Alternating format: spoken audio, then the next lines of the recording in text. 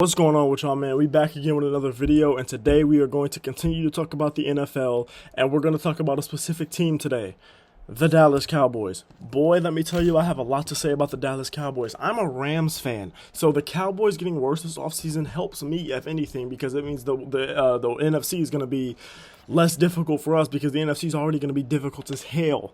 There is still at least 3 teams in the NFC that might get 12 wins again like they did last year, so I'm just glad the Cowboys don't look like they're going to be one of them, because Dallas is a team that has had like 12 plus wins for each of the last like 3 years. I'm pretty sure, like I'm 90% sure about that. They have players in the league that are some of the best at their positions. They have Micah Parsons, they have CeeDee Lamb, and then they have another guy that's a good QB in Dak Prescott. Now wait, because I know some of y'all just damn near clicked off this video when I called Dak a good QB. But if you look at him outside of the playoffs, he's a very solid QB. He's easily above average in the regular season, and he literally just almost won the MVP last year. Now, I get it was an interesting MVP race last year. A lot of people think it should have been Christian McCaffrey. I'm one of them. But, you know what I'm saying? It was one of those where it's just like, damn, a QB's just going to win the award, even though no QB is really as deserving as Christian McCaffrey is, or even Tyreek Hill. You understand what I'm saying? But even with all of what the Cowboys have, they continue to be disappointments in the playoffs. And this year, they were not only disappointments in last playoffs, but they were disappointments in this offseason and have continued to be disappointments in this offseason. Because after getting routed by Green Bay, and I know the final score ended up being kind of close. If you watch that game, you understand they got routed. That game did not get close until the backups were in, okay? After getting routed by Green Bay in the first round at home, in Jerry World last year, owner Jerry Jones is on the record talking about how the Cowboys are going all in for this season. And since then, let's take a look at what they've done this offseason.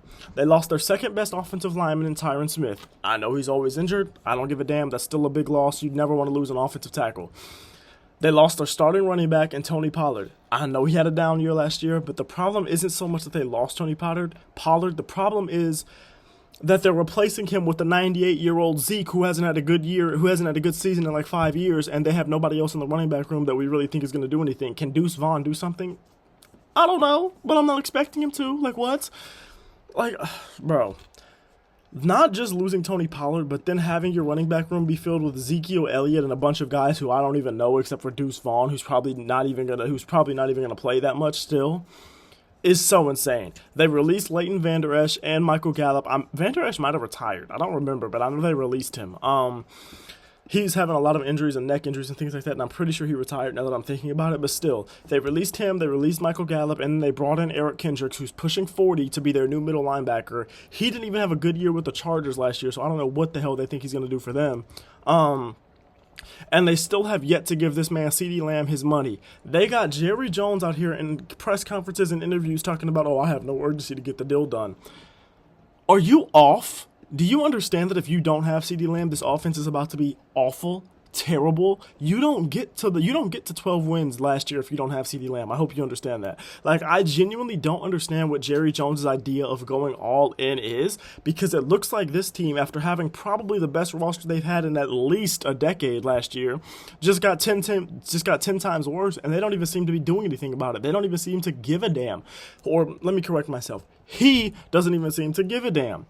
After last season, CeeDee Lamb is probably a top 3 or at worst top 5 receiver in the NFL. According to most people, including myself, to me, he's the 3rd best receiver in the NFL behind only Tyreek Hill and Justin Jefferson. And now with about 2 weeks until the season start, the last preseason games are being played this weekend, you still haven't paid him, so he has yet to show up to camp. Now, I never played in the NFL. Hell, I played 1 year of football in high school, so I'm not the most qualified person to talk about this, but Shannon Sharp, an NFL Hall of Famer, one of the greatest tight ends to ever play this game, he said he was one of those players that needed training camp, that needed the preseason, because he needed to get ready, he needed to feel what those paths felt like, he needed to get in that rhythm. Well, now you're not going to have CeeDee Lamb for damn near the entire camp, the entire OTAs, all of that. You're not going to have him for any of it. Will you even have him for week 1 at this point? Because remember, something that Stephen A. Smith brought up a good point. It was like in 93 or 94, coming off a Super Bowl, they said, you know what, we don't want to re-sign Emmitt Smith. We don't want to give him his money. Coming off of the Super Bowl win and being the leading rusher in the NFL, they said, no, we don't want to give him his money. He sat out the first 2 games of the season. It took Jimmy Johnson in a press conference just going like, and not saying a single word to the reporters after starting 0-2, and then them starting 0-2 for Jerry Jones to finally say, you know what, let's give Emmitt Smith his money. Are you really just going to relive history like that and pretend like you completely forgot about that? Brother, I know it was about 30 years ago, but you were still the owner. So you remember this happening. And all of the while this is happening, you still, if you're the Cowboys, you are watching the division rival Eagles, who were already good last year, get better with the addition of Saquon Barkley, and you're just sitting back getting 10 times worse. You're watching the Commanders just draft their QB.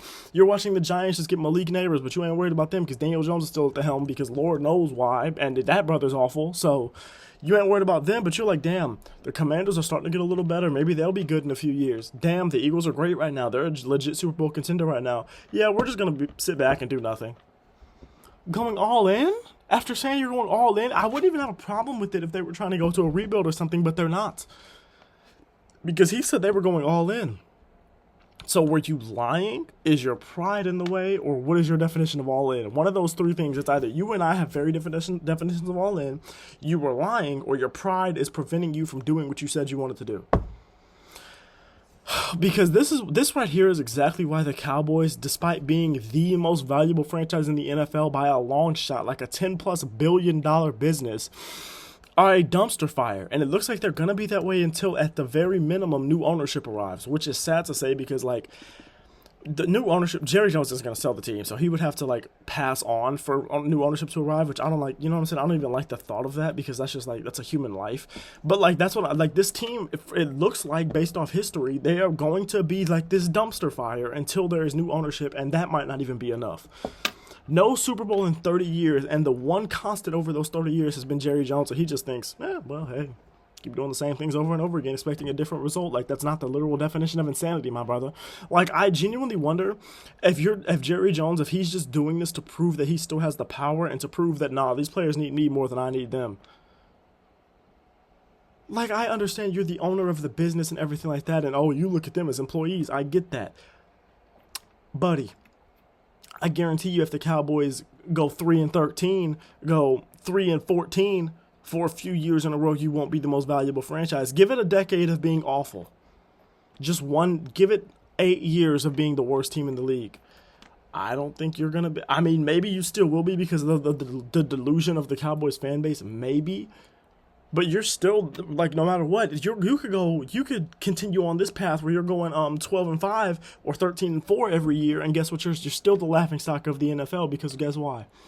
Oh, well, teams that used to be bad are getting good now, like the Lions. Oh, and guess why else? Because y'all still lose in the first round of the playoffs every year.